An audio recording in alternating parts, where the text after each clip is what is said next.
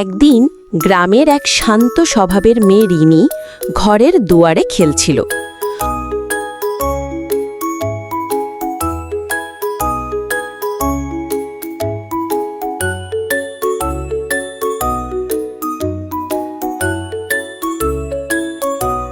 হঠাৎ সে দেখতে পেল যে তাদের উঠানের বড় আম গাছটা,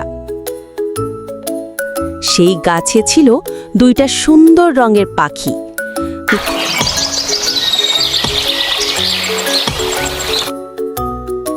গাছটা ছিল ফলে ফলে ভরা, যেন স্বর্গ নেমে এসেছে। রিনি প্রতিদিন গাছে পানি দিতে লাগলো। গাছ আরো সবুজ হলো, পাখি গান করত।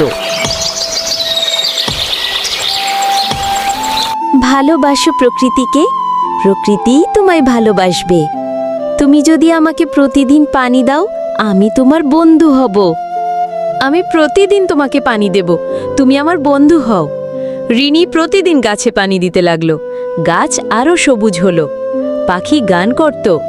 একদিন রিনির বাবা রঘু এই পাখিটিকে দেখে ভাবল, এই পাখিটা তো বেশ সুন্দর, যদি আমি বিক্রি করি অনেক টাকা পাবো। রঘু একদিন বাজার যাওয়ার আগে এসে পাখিটিকে ধরল, খাঁচায় ভরে ফেলল।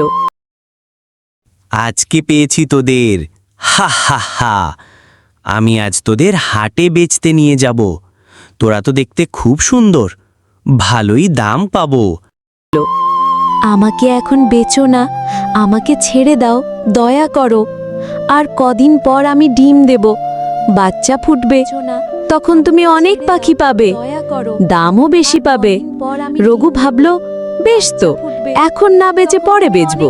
তাই নাকি? তো তবে ঠিক আছে, তোমাদের কথাই মেনে নিলাম। পরেই না হয় বেচব।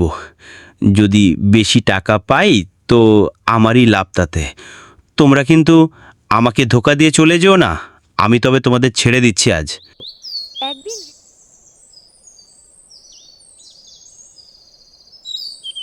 ডিম দিল পাখি, ফুটে বের হলো 3টি ছোট্ট ছানা।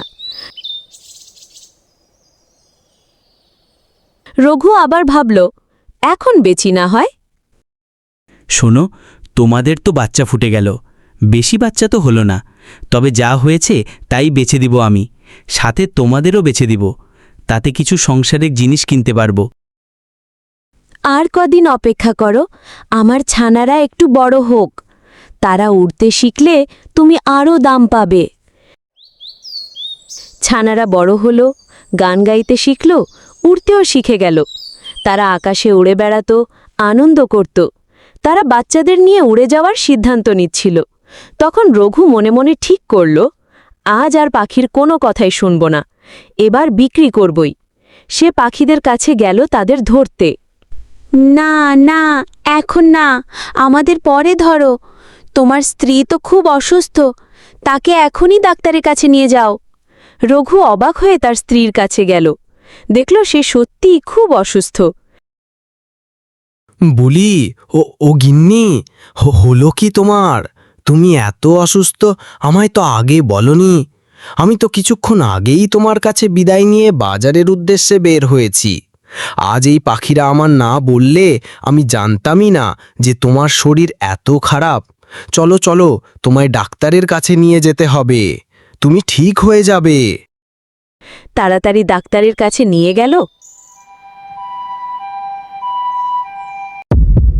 ডাক্তার বলল, আপনি ঠিক সময়ে এসেছেন, আর একটু দেরি হলে আপনার স্ত্রীকে বাঁচানো যেত না।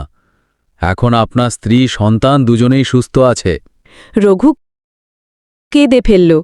সে পাখিদের সামনে গিয়ে বলল, তোমরা আমার পরিবারের জীবন বাঁচিয়েছ, আমি তোমাদের কাছে কৃতজ্ঞ। তোমাদের আমি আর কোনোদিন বেচব না। তোমরা আজ থেকে আমাদের পরিবারের সদস্য। আজ থেকে তোমরা নিরাপদে তোমাদের পছন্দ মতো ঘুরে বেড়াবে আমাদের আম গাছটাতে। ওটা আজ থেকে তোমাদেরই। পাখিরা রঘুর উঠানের গাছে ঘর বানালো। তাদের কিচিরমিচিরে উঠান ভরে উঠল। রঘুর বড় মেয়ে আর ছোট্ট মেয়ে এখন পাখিদের সঙ্গে খেলে, তাদের খাওয়ায়, গান শেখে। তারা শিখেছে প্রকৃতি আর প্রাণীকে ভালোবাসা মানে ভালোবাসা ফিরে পাওয়া। বন্ধুরা, আমাদের গল্পটি ভালো লাগলে অবশ্যই একটা লাইক কমেন্ট করবে। আরও এরকম নতুন নতুন গল্প পেতে চাইলে এক্ষুনি সাবস্ক্রাইব করে যাবে।